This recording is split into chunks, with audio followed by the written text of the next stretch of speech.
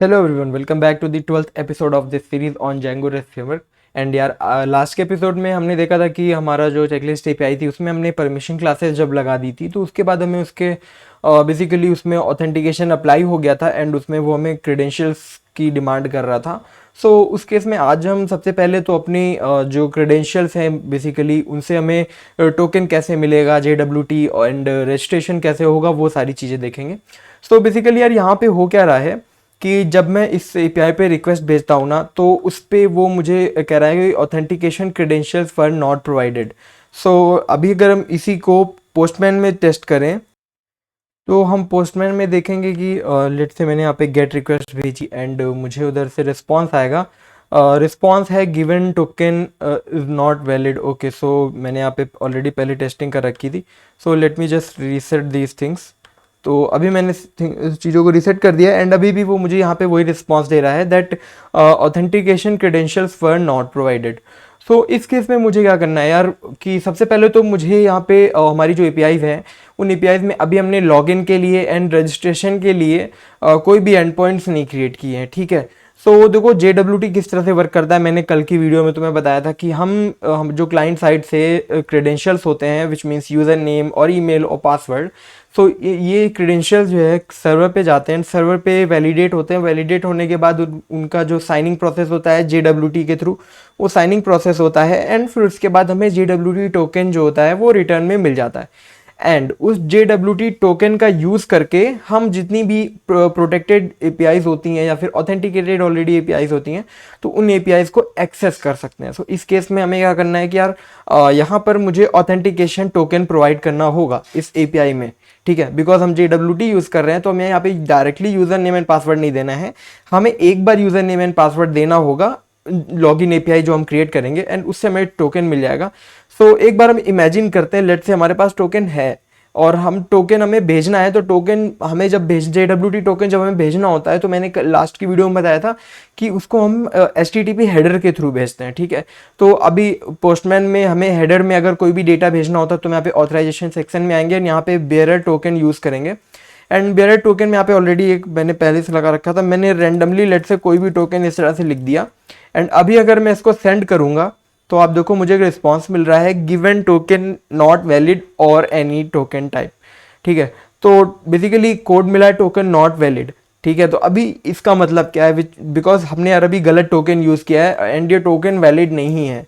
तो उस केस में हमें क्या करना होगा, सबसे पहले तो हमें एक एपीआई क्रिएट करनी होगी जिससे हम टोकन रिट्रीव कर सकें। Right, so let's create that API.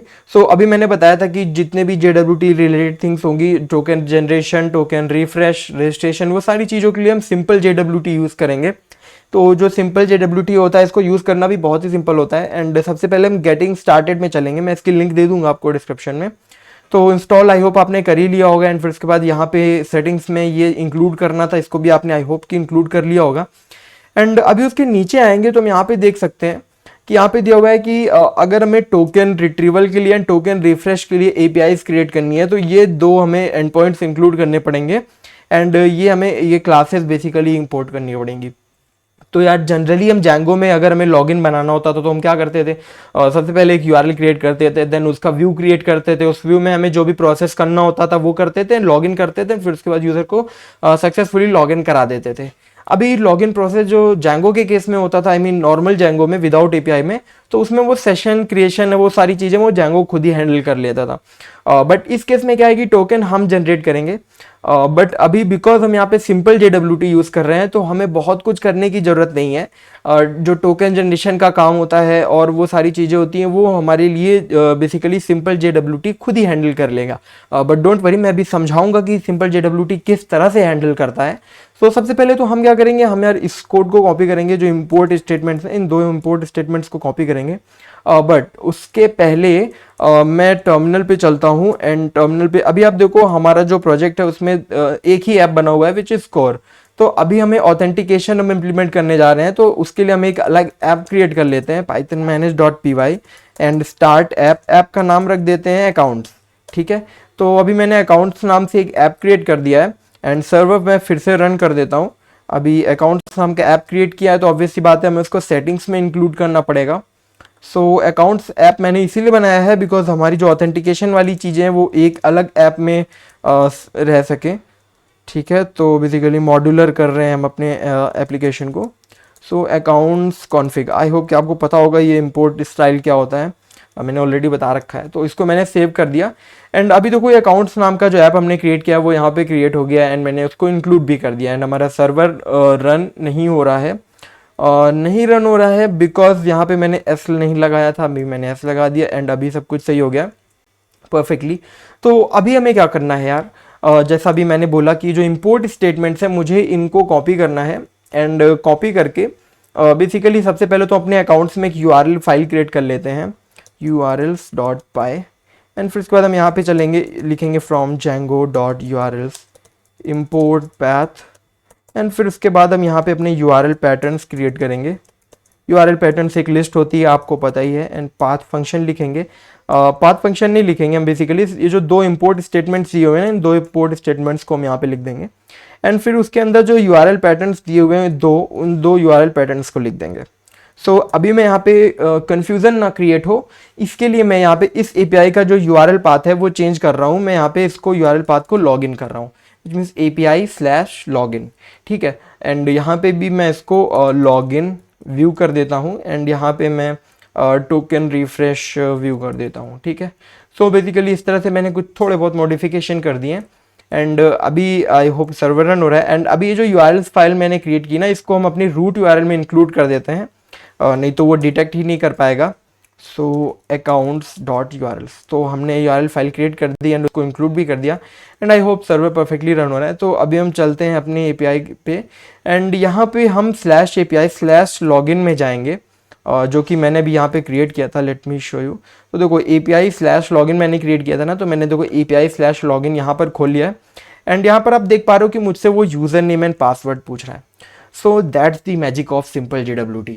तो सिंपल JWT यार बहुत ही अच्छी लाइब्रेरी है एंड उसमें देखो अब मुझे कुछ भी नहीं करना पड़ा अपने ऑथेंटिकेशन सिस्टम बनाने के लिए। मुझे सिंपली यहाँ पे यूज़र नेम एंड पासवर्ड का ऑप्शन मिल गया एंड मैं यहाँ पे ऑथेंटिकेट भी कर सकता हूँ अगर मैं चाहूँ, अभी तो मैं वो भी करके दिखाऊंगा। बट जो यहाँ पे तुम लोग जिनको ऑलरेडी Django में काफ़ी एक्सपीरियंस है, तो अगर तुम्हें जानना है कि Django में ये जो टोकन वाली जो फंक्शनैलिटी है, ये जो क्लास है, इसको अगर तुम्हें चेंज करना है, इसमें कुछ मॉडिफिकेशन करना है, तो वो कैसे करोगे? तो उसके लिए तुम्हें यार सीरियलाइजर को बेसिकली मॉडिफाई करना पड़ेगा। तो उसके लिए क्या होगा कि सिंपल JWT का एक कोड मैं तुम्हें, गिटहब का कोड मैं तुम्हें लिंक में दे दूंगा।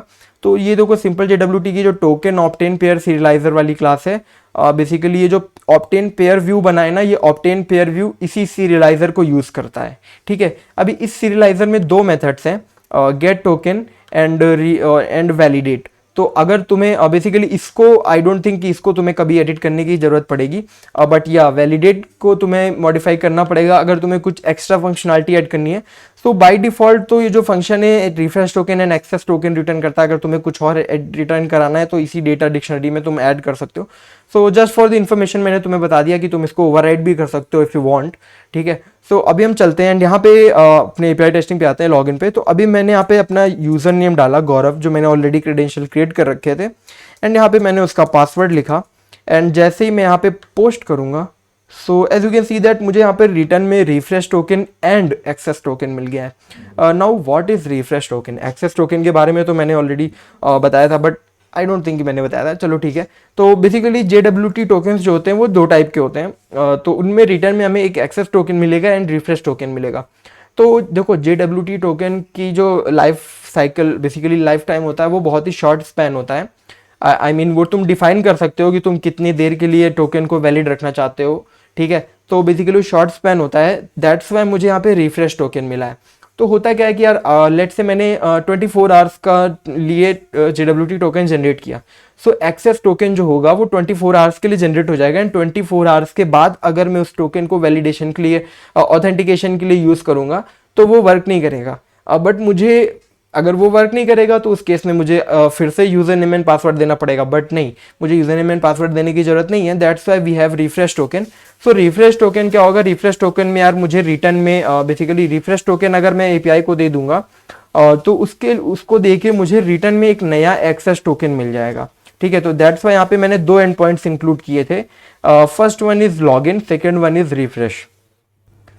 सो इन दो एंड पॉइंट में से फर्स्ट एंड पॉइंट में मुझे access token and refresh token मिल जाएगा, एंड दूसरे एंड पॉइंट में मुझे दूसरा एक्सेस टोकन मिल जाएगा। तो सपोज मेरा एक्सेस टोकन एक्सपायर हो गया है एंड अभी मैंने इस रिफ्रेश टोकन को लिया and I am just going to copy it, and then उसके बाद मैं यहाँ पे API slash token slash refresh, अभी मैं इस API पे गया, अभी देखो यहाँ पे मुझे रिफ्रेश टोकन के लिए एक इनपुट मिल गया। अभी मैंने रिफ्रेश टोकन दिया एंड पोस्ट किया, तो अभी देख लो मुझे एक दूसरा एक्सेस टोकन मिल गया, राइट। सो अभी एक काम करते हैं, बिकॉज हम पोस्टमैन में टेस्टिंग कर रहे थे, तो पोस्टमैन में चलते हैं। यहाँ पे ऑथराइजेशन हेडर में हम अपना टोकन देते हैं। मैं ये पुराना वाला एक्सेस टोकन देता हूँ, देखूंगा कि क्या ये वैलिड है कि नहीं है। ठीक है, मैंने इसको कॉपी किया एंड मैंने यहाँ पे पेस्ट किया एंड अभी मैंने सेंड की रिक्वेस्ट, तो अब देख लो यहाँ पे अभी भी ये टोकन वैलिड है। ठीक है, बिकॉज उसका शॉर्ट स्पैन जो था वो अभी ख़त्म नहीं हुआ है। एंड ये वाला जो एक्सेस टोकन मुझे नया मिला है, इसको भी कॉपी करते हैं, इसको भी टेस्ट करते हैं। आई थिंक ये दोनों टोकन सेम है, आई गेस। मैं इसको करता हूँ यूज़, ओके सेम नहीं थे ये, एंड मैंने फिर से सेंड किया, तो देख लो आप ये वाला एक्सेस टोकन भी वर्क कर रहा है एंड मुझे डेटा रिटर्न में मिल रहा है। So this is how we can implement authentication in Django REST framework, or you can call it REST APIs. So simple JWT का यूज़ करके हमने लॉगिन फंक्शनैलिटी इंप्लीमेंट कर दी है, एंड आई डोंट थिंक कि यार तुम्हें कभी इसको एक्सटेंड करने की ज़रूरत पड़ेगी। अगर कभी एक्सटेंड करने की ज़रूरत पड़े तो सिंपली इसके सीरियलाइजर को बस एक्सटेंड कर लेना। इसमें तुम्हें वैलिडेट मेथड को ओवरराइड करना पड़ेगा, उसमें काफ़ी सारी फंक्शनैलिटी तुम्हें मिल जाएगी। एंड अगर तुम इसके गिटहब कोड को और थोड़ा सा एक्सप्लोर करोगे तो तुम्हें और कुछ भी देखने को मिल जाएगा। बेसिकली अगर हम इसके व्यूज़ में चलें, लेट्स जस्ट, सो ये जो टोकन ऑप्टेन पेयर व्यू आ रहा है ना भाई, तो ये टोकन ऑप्टेन पेयर व्यू के व्यूज़ को जरा से देखते हैं भी किस तरह से इसका कोड लिखा हुआ है। ओके, सो ये है token obtain pair view, and ये टोकन व्यू बेस नाम की क्लास को इनहेरिट कर रहा है, एंड उसमें हमने सीरियलाइजर क्लास देखो बताया हुआ है token obtain pair serializer. So that's why मैंने बोला कि अगर तुम इस सीरियलाइजर को बेसिकली एक्सटेंड करते हो एंड उसमें फंक्शनैलिटी में चेंजेस करो, that would be much better. तो instead of extending your view और चेंजिंग इन द व्यू, तो आप सीरियलाइजर को करो मॉडिफाई, तो ज़्यादा बेटर रहेगा। सो ठीक है, मैं इसकी लिंक डिस्क्रिप्शन में दे दूंगा। एंड अभी हम बेसिकली रजिस्ट्रेशन के लिए API क्रिएट करेंगे। अभी तो हमारा लॉगिन फंक्शनैलिटी वर्क कर रही है, हम API को एक्सेस कर पा रहे हैं, तो हमारा लॉगिन हो चुका है। एंड अभी उसके बाद हम बेसिकली रजिस्ट्रेशन के लिए API क्रिएट करेंगे। सबसे पहले तो मैं यहाँ पे URL दे देता हूँ /API/ let's say okay register. ठीक है, एंड मैंने यहाँ पे मैं व्यू क्रिएट करूँगा, register API view dot as view. Okay, and इसको नेम देना है तो नेम दे दो। बेसिकली मैं अभी इसको कुछ नेम नहीं देने वाला हूँ। एंड ये API व्यू मैंने क्रिएट कर दिया, बट अभी API व्यू मैं व्यू क्लास में क्रिएट नहीं किया, तो चलो API व्यू भी क्रिएट कर देते हैं, API व्यू। एंड बेसिकली आपको पता ही है कि हर बार हमें API व्यू को इनहेरिट करना है।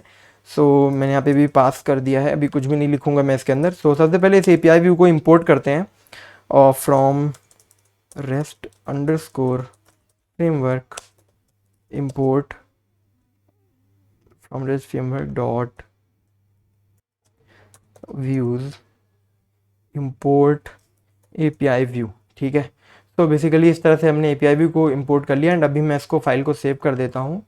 And why this error is being shown unexpected token, what is wrong in here? I don't think there is anything wrong, because VS code यार कभी कभी पागल हो जाता है। ओके, सो URL पे चलते हैं। हमारा सर्वर आई होप कि रन हो रहा है। ओके, सर्वर भी नहीं रन हो रहा है। Can not import register API from, okay. So यार हमने ये मिस्टेक कर दी है URL में। अभी हम चलते हैं अपनी किधर गई, इस URL को क्लोज करते हैं। एंड जो हमारी अकाउंट्स वाली URL थी ना, वो यार रजिस्टर API व्यू यहाँ से नहीं आएगा। सो बेसिकली इसको इम्पोर्ट करते हैं from accounts dot views import register API view. अभी हमारा इंपोर्ट हो गया, एंड अभी हम व्यूज़ पे चलते हैं।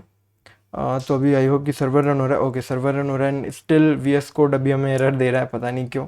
सो अभी हम चलते हैं रजिस्टर API व्यू को कैसे क्रिएट करेंगे। ठीक है, एंड आपको पता है कि किसी भी API व्यू में हम सबसे पहले जो चीज़ डिफाइन करते हैं which is serialiser underscore class. तो सीरियलाइजर क्लास का नाम हो जाएगा यूज़र रजिस्टर सीरियलाइज़र। अब ये जो सीरियलाइज़र है ये मैंने बनाया नहीं है, इसको भी इंपोर्ट करेंगे, अभी इसको भी क्रिएट करेंगे। एंड आज मैं थोड़ा सा इसको उल्टा लिख रहा हूँ बेसिकली, आई मीन मैं पहले सीरियलाइज़र क्रिएट करता था, फिर व्यू, फिर उसके बाद यूआरएल, बट आज मैं यूआरएल, व्यू एंड फिर सीरियलाइज़र। सो इसको सबसे पहले तो यार यहाँ पे सेल्फ लेगा, फिर उसके बाद रिक्वेस्ट लेगा, फिर उसके बाद फॉर्मेट इक्वल्स नन लेगा।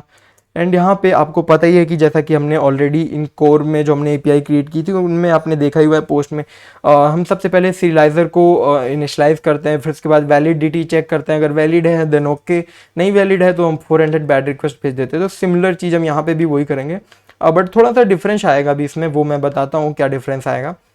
सो let's just import this serializer. So अभी सीरियलाइज़र के लिए हम सीरियलाइज़र को हम अकाउंट्स में ही बनाएंगे। So from accounts dot serializers import user register serializer. तो अभी चलो इस सीरियलाइज़र को भी क्रिएट करते हैं। अकाउंट्स के अंदर हम एक सीरियलाइजर्स नाम की फाइल बनाएंगे, serializers.py, एंड इसके अंदर सबसे पहले तो मैं इंपोर्ट करूँगा import no no no from rest framework dot serializers import model serializer. मैंने इसको सेव कर दिया एंड अभी मैं यहाँ पे इसकी क्लास बनाऊंगा यूज़र रजिस्टर सीरियलाइज़र, एंड यहाँ पे मैं मॉडल सीरियलाइज़र को यूज़ करूँगा। आई थिंक सीरियलाइज़र को इंपोर्ट करना ज़्यादा बेटर रहेगा, एंड सीरियलाइजर्स डॉट मॉडल सीरियलाइज़र, एंड फिर उसके बाद आपको पता है सीरियलाइज़र में हमें क्या डिफाइन करना होता है, जैसा कि हमने ऑलरेडी कोर में कर रखा था। कोर में चलेंगे तो देखेंगे यहाँ पे हमें basically class Meta and model fields बताने हैं मेटा क्लास के अंदर, तो सेम चीज़ हम यहाँ पे कर देंगे। एंड बेसिकली जो मॉडल होगा वो मॉडल कौन सा यूज़ करेंगे, सो आपको पता है हम यूज़र रजिस्ट्रेशन के लिए सीरियलाइज़र बना रहे हैं, तो ऑब्वियस सी बात है यहाँ पे यूज़र मॉडल यूज़ करेंगे। एंड यूज़र मॉडल की कौन कौन सी फील्ड्स यूज़ करेंगे, ठीक है, तो यूज़र मॉडल की जो फील्ड्स हम यूज़ करेंगे which is user name, and फिर उसके बाद ईमेल, एंड फिर उसके बाद पासवर्ड 1, एंड फिर उसके बाद पासवर्ड 2। अभी आप लोग सोच रहे होंगे कि पासवर्ड एन एंड पासवर्ड 2 कहाँ से आ गया, तो यार पासवर्ड 1 एंड पासवर्ड 2 जो फील्ड्स हैं वो यूज़र मॉडल के पास नहीं है, बट ये जो बेसिकली पासवर्ड 1 नहीं, पासवर्ड केवल फील्ड होगी, पासवर्ड एंड पासवर्ड 2। तो आपको पता है पासवर्ड फील्ड तो है यूज़र के पास, बट जो पासवर्ड 2 फील्ड है वो नहीं है, तो पासवर्ड 2 फील्ड को हम क्रिएट करेंगे। बेसिकली हम पासवर्ड फील्ड को भी क्रिएट करेंगे। सो let's just create this fields. Okay, so password fields के लिए हम क्या करेंगे यहाँ पे अरे यार ये मुझे basically I don't know why मुझे सजेशन क्यों नहीं दे रहा है, सीरियलाइजर्स डॉट कैर फील्ड। सो अभी ये जो फील्ड्स हैं ये फील्ड्स मैं कहाँ से लिख रहा हूँ, so let me just take you there. अभी अगर आप सीरियलाइज़र की बेसिकली डीआरएफ के सीरियलाइज़र डॉक्यूमेंटेशन पे आप आ जाओगे यहाँ पे एपीआई गाइड से सीरियलाइज़र फील्ड्स में, तो आप यहाँ पे देख सकते हो डिफरेंट टाइप की फील्ड्स होती हैं और ये बहुत ही सिमिलर होती हैं जैंगो की मॉडल फील्ड से। तो यहाँ पे देखो हर फील्ड में लिखा भी होगा कि जैंगो की किस मॉडल फील्ड को करस्पॉन्ड करती है। तो बेसिकली जो कैर फील्ड होती है वो कैर फील्ड या फिर टेक्स्ट फील्ड को करस्पॉन्ड करती है। सो अभी मुझे यहाँ पे कैर फील्ड बेसिकली इम्प्लीमेंट करनी है, एंड मैं इसको पासवर्ड 1 ही दे देता हूँ, ज़्यादा बेटर रहेगा। तो कैर फील्ड देता हूँ। अभी इस कैर फील्ड में मुझे एक चीज़ बतानी पड़ेगी विच इज़ रिक्वायर्ड, बिकॉज ये मैंने मैनुअली फील्ड जनरेट किया ना, तो इसमें मुझे रिक्वायर्ड बताना ज़रूरी है। एंड सिमिलरली मैं यहाँ पे पासवर्ड 2 नाम की भी एक फील्ड बना दूंगा, एंड अभी हमारी 2 फील्ड्स जनरेट हो चुकी हैं। सो बेसिकली हमारा सीरियलाइज़र रेडी है, ठीक है। एंड अभी सीरियलाइज़र में थोड़ा सा और मॉडिफिकेशन होगा, बट अभी फ़िलहाल हमारा सर्वर रन होना चाहिए, एंड अभी हमारा सर्वर रन नहीं हो रहा है। I don't understand what is actually wrong. Okay, so यार बेसिकली मुझे VS कोड को रीस्टार्ट करना पड़ गया, एंड फाइनली बेसिकली सॉल्व हो गया। I don't know, VS code का यार कभी कभी पागल हो जाता है।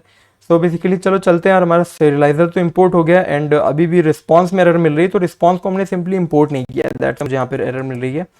So rest underscore framework dot response import response. अभी मैंने रिस्पॉन्स क्लास को इंपोर्ट कर लिया है, ठीक है। तो and still it is giving me error serialized dot data. Okay, so I hope कि okay, so user is not defined.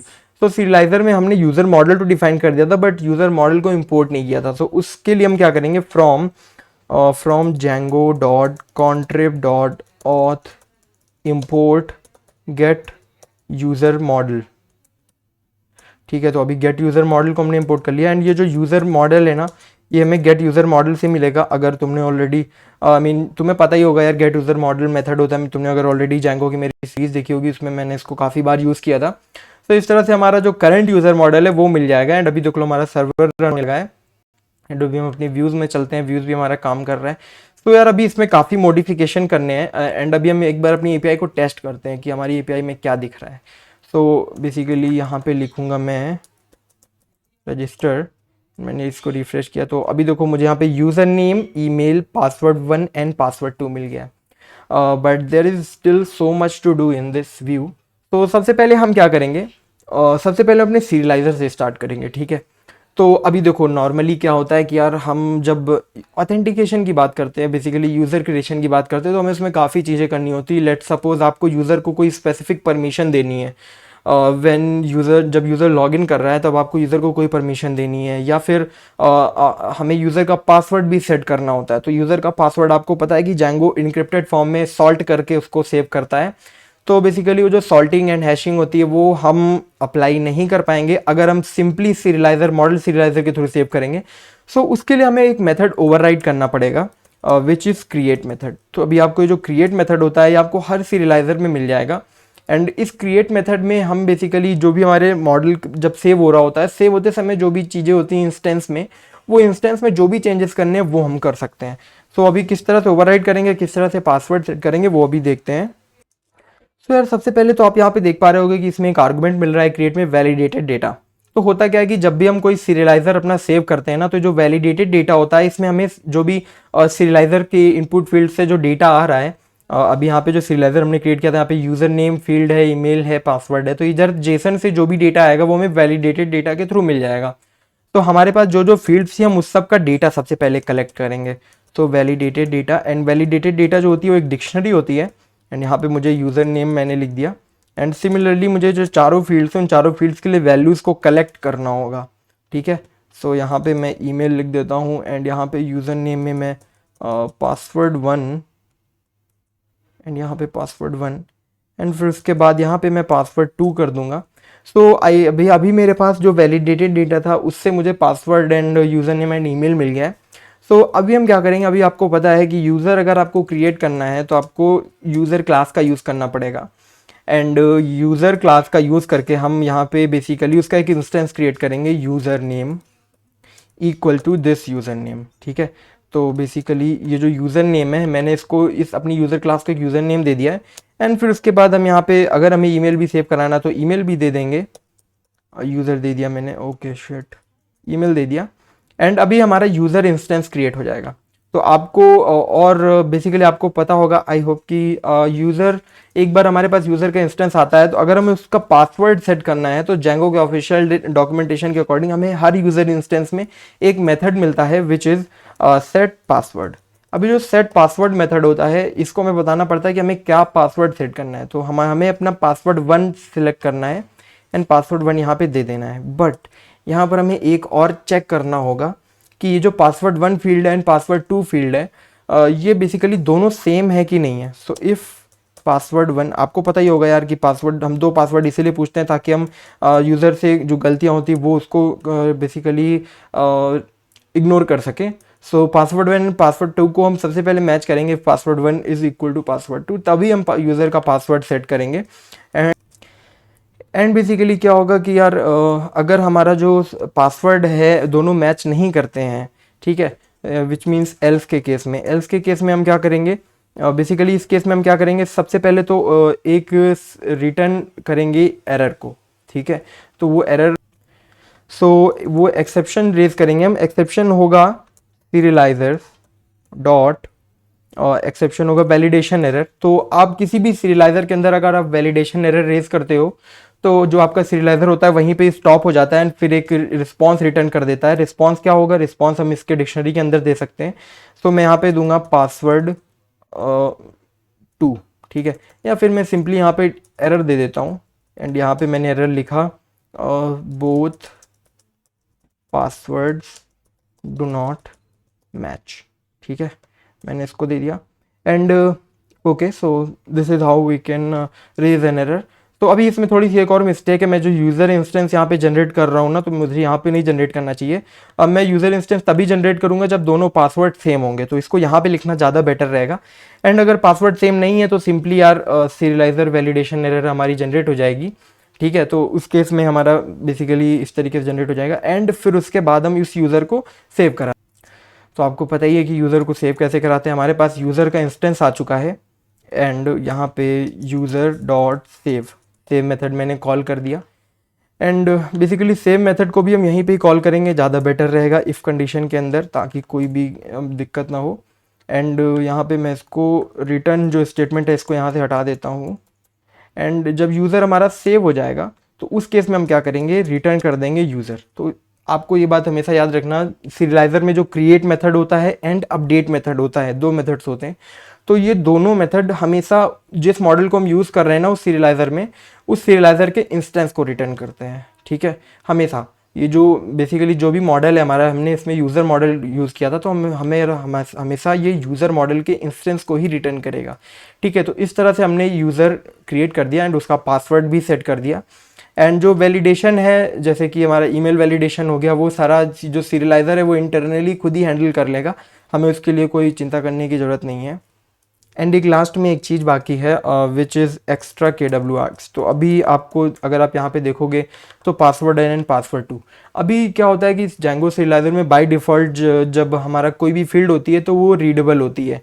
ठीक है, सो लेट सपोज हमें उसको केवल राइट ओनली बनाना है, तो हमें उसको बेसिकली पासवर्ड को हमें हिडन रखने के लिए, या फिर पासवर्ड को कोई भी यूज़र रिटर्न में एक्सेस ना कर सके, उसके लिए हमें यहाँ पे ये डिफाइन करना जरूरी है। एक्स्ट्रा KWRs हमने यहाँ पे दे दिया। एंड ये एक डिक्शनरी होती है, मुझे फील्ड का नेम लिखना होगा password1, एंड फिर उसके बाद मुझे यहाँ पे बताना होगा कि मुझे क्या प्रॉपर्टी चाहिए। सबसे पहली प्रॉपर्टी मुझे चाहिए राइट अंडरस्कोर ओनली ट्रू। ठीक है, तो मुझे प्रॉपर्टी चाहिए, मुझे ये सेम चीज़ मुझे पासवर्ड 2 के लिए भी चाहिए, राइट ओनली ट्रू। तो अभी मैं इसको इस तरह से सेव कर दूंगा। एंड अभी हमारा सीरियलाइज़र परफेक्टली रेडी। तो अभी हमारा सीरियलाइज़र, अभी हम अपने व्यू में चलते हैं। एंड अभी आप यहाँ पे देख पा रहे होगे कि सीरियलाइज़र मैंने सेव किया एंड सीरियलाइज जो डेटा था वो मैंने रिटर्न करा दिया। तो एक बार इस API को टेस्ट भी करते हैं। मैं रिफ्रेश किया मैंने एंड यहाँ पे यूज़र नेम दिया, लेट सपोज गौरव 1234, एंड यहाँ पे ईमेल एड्रेस लिखा gaurav1234@email.com। पासवर्ड में मैं लिख देता हूँ लेट से what is today's Wednesday. Okay, so Wednesday @1234, same password मैं यहाँ पे दे दूंगा।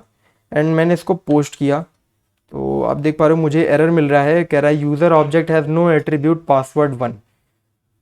ओके, तो user object has no attribute password1। तो इस एरर को सॉल्व करने के लिए हम अपने सीरियलाइज़र में चलते हैं एंड सीरियलाइज़र में मुझे कुछ करना पड़ेगा। ओके, सो यार इस एरर को सॉल्व करने के लिए मुझे क्या करना पड़ेगा, जैसे मैंने बोला था password1 जो फील्ड है मुझे उसको पासवर्ड केवल रखना होगा, नहीं तो जो Django का मॉडल सीरियलाइज़र है वो कंफ्यूज हो जाएगा password1 एंड पासवर्ड फील्ड में। सो दैट्स मैंने यहाँ पे इस तरह से कर दिया है। एंड अभी उसके बाद हम अपने व्यू पे चलेंगे एंड व्यू पे हमें एक छोटा सा और मॉडिफिकेशन करना होगा। तो बेसिकली क्या होगा, सीरियलाइज़र जब सेव होगा तो सेव होने के बाद मुझे यहाँ पे यूज़र का इंस्टेंस मिल जाएगा, बिकॉज ये यूज़र मॉडल है ना एंड ये यूज़र सीरियलाइज़र है, तो मुझे यहाँ पे उसका इंस्टेंस मिल जाएगा। एंड फिर उसके बाद मुझे क्या करना है, मुझे उस यूज़र के लिए टोकन जनरेट करना है, राइट। सो ये टोकन जनरेट कैसे होगा, तो ये स्टेटस में एरर आ रही है, तो इसको यार इंपोर्ट कर लेते हैं सबसे पहले from rest underscore framework dot, नहीं फ्रॉम रेस्ट फ्रेमवर्क स्टेटस। तो अभी ये आई होप कि एरर नहीं आएगी। एंड अभी हम क्या करेंगे, हमारे पास यूज़र आ गया है, तो अभी जो टोकन जनरेट होता है वो टोकन जनरेशन के लिए हम जब अगर इसके डॉक्यूमेंटेशन में जाएंगे सिंपल JWT के, तो यहाँ पे दिया हुआ है एक डॉक्यूमेंटेशन, वहाँ पे लिखा है क्रिएटिंग टोकन्स मैनुअली। तो अगर हमें मैनुअल टोकन्स क्रिएट करना है तो उसके लिए छोटा सा कोड होता है, हमें ये रिफ्रेश टोकन नाम की क्लास को इंपोर्ट कराना पड़ेगा। तो सबसे पहले तो इसको इंपोर्ट करा लेते हैं, मैंने इसको इंपोर्ट कराया। एंड फिर उसके बाद ये जो बेसिकली रिफ्रेश टोकन को आप यहाँ पे देख सकते हो, अगर मैं उसको यूज़र का इंस्टेंस दे देता हूँ तो मेरे लिए रिफ्रेश टोकन जनरेट कर देगा। एंड रिफ्रेश टोकन एक बार जनरेट हो जाएगा तो मैं उसको रिस्पॉन्स में रिटर्न कर सकता हूँ। तो मुझे इतना हिस्सा कॉपी करना होगा। एंड फिर उसके बाद मुझे क्या करना है, बेसिकली जैसा कि आप यहाँ पे देख पा रहे हो मुझे यूज़र का इंस्टेंस मिल ही गया था, मैंने उसको यूज़र दे दिया एंड मुझे रिफ्रेश टोकन मिल गया एंड यहाँ पे मुझे रिस्पॉन्स मिल गया। So response data this is response data. And ये जो रिस्पॉन्स डेटा है मुझे यहाँ पे सीरियलाइजर डेटा की कोई ज़रूरत भी नहीं है, मुझे रिस्पॉन्स डेटा देना है बिकॉज मुझे इस एपीआई में केवल बेसिकली मुझे access token and refresh token return करने थे। सो अभी मैंने इसको इस तरह से लिख दिया। एंड अगर आप चाहते हो यहाँ पे तो सीरियलाइज डेटा भी दे सकते हो, बेसिकली यूज़र लिख दो यहाँ पे। एंड यहाँ पे मैंने लिख दिया लेट से यूज़र की डिटेल, तो serialiser serialize dot data। Okay, serialiser, ये जो सीरियलाइजर में मिला ना यहाँ पे ये, एंड सीरियलाइजर का जो भी डेटा आया है वो डेटा मैंने यहाँ पे लिया एंड मैंने इसको सेव किया, मैं यूज़र को रिटर्न कर दूंगा। ठीक है, सो बेसिकली अभी हमारी एपीआई वर्क करने लगेगी। एंड अभी मैं यहाँ पे जाऊँगा एंड यहाँ पे रिफ्रेश तो नहीं, मैंने ये वाला यूज़र ऑलरेडी क्रिएट कर रखा था, तो मैंने इस एपीआई को रिफ्रेश किया एंड अभी इस एपीआई की टेस्टिंग करते हैं। मैंने यहाँ पे यूज़र नेम दिया गौरव 999 एंड फिर उसके बाद मैंने ईमेल दिया gaurav999@email.com एंड मैंने पासवर्ड लिखा लेट्स से wednesday@999 एंड मैंने सेम पासवर्ड लिख दिया यहाँ पर। ठीक है, एंड फिर उसके बाद मैंने इसको पोस्ट किया, तो आप देख सकते हो मुझे user object has no attribute password two. I don't know why the heck this error is happening.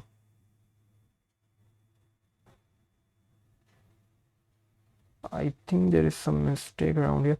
Okay, so serializer dot data line number 28। तो मैं यहाँ पे जो डेटा रिटर्न कर रहा हूँ ना यार, इसमें कुछ गड़बड़ी है। तो अभी एक काम करते हैं, इस डेटा को भी नहीं रिटर्न करते हैं। इस डेटा में अभी हम देखेंगे कि क्या जा रहा है, उस हिसाब से उसको रिटर्न करेंगे। अभी मैं फिर से रिफ्रेश करने जा रहा हूँ। ओके, तो कह रहा है यूज़र विद दैट। ओके, वो तो बोलेगा ही बिकॉज ऑलरेडी यूज़र मैंने क्रिएट कर दिया। मैं यहाँ पे सब में 1 1 लगा देता हूँ एंड अभी मैं पोस्ट करूँगा, तो आप देख सकते हो मुझे रिटर्न में रिफ्रेश एंड एक्सेस टोकन मिल गया है। सो मैंने यार फाइनली रजिस्ट्रेशन की एपीआई इंप्लीमेंट कर दी है एंड बिकॉज यही होगा, रजिस्ट्रेशन अगर हम करेंगे तो हमें refresh token and access token मिलेगा। बट एक बार और कर लेते हैं बिकॉज हमें यहाँ पे यूज़र की डिटेल भी रिटर्न करनी है ना। तो यूज़र की डिटेल रिटर्न करने के लिए मैं यहाँ पे जो सीरियलाइजर डेटा आ रहा है इसको एक बार प्रिंट करा के देखते हैं कि इसमें क्या ऐसी चीज़ है। ठीक है, सीरियलाइजर डॉट डेटा, मैंने इसको रिफ्रेश किया एंड मैंने फिर से सेव किया। यहाँ पे एक और 9 लगा देता हूँ थोड़े बहुत मॉडिफिकेशन करके एंड मैंने इसको सेव किया। तो ओके, एंड अपने टर्मिनल पे चलते हैं। तो user object has no attribute password two. Okay, so this is basically giving me error. तो यार इसको कल की वीडियो में देखेंगे, आई मीन नेक्स्ट वीडियो में देखेंगे। एंड बेसिकली आज हमारी जो रजिस्ट्रेशन एपीआई थी एंड लॉगिन एपीआई थी वो इम्प्लीमेंट हो चुकी है। ठीक है, इसके बाद हम आगे बढ़ेंगे आगे की चीज़ों पर। एंड अभी इसको सेव करूँगा तो बेसिकली ओके गॉट इट। तो आई होप कि अभी आपको काफ़ी कुछ समझ में आया होगा। मैंने लॉगिन एपीआई बता दिया, मैंने रजिस्ट्रेशन एपीआई बता दिया, मैंने टोकन रिफ्रेश कैसे रिट्रीव करते हैं वो बता दिया। एंड अभी नेक्स्ट के लेक्चर में और भी मॉडिफिकेशन करने हैं। अभी हमारी जो ऑथेंटिकेशन एपीआईज है वो तो क्रिएट हो चुकी हैं, बट हमारी जो चेकलिस्ट की रिलेटेड जो एपीआईज थी, चेकलिस्ट रिट्रीवल के लिए, चेकलिस्ट क्रिएशन के लिए, उनमें हमने प्रोटेक्शन नहीं लगाया है और उनमें उनके मॉडल में भी कुछ चेंजेस होंगे। बिकॉज अभी हमें क्या है कि अभी हमें ये भी ट्रैक करना पड़ेगा ना कि चेकलिस्ट किसने क्रिएट की है एंड चेकलिस्ट आइटम किसने क्रिएट किया है, किस यूज़र का है। बिकॉज अभी हम फुल फ्लेजेड बेसिकली इसको गूगल कीप का क्लोन बनाने वाले हैं। So I hope you like this video and thanks for watching. Good bye.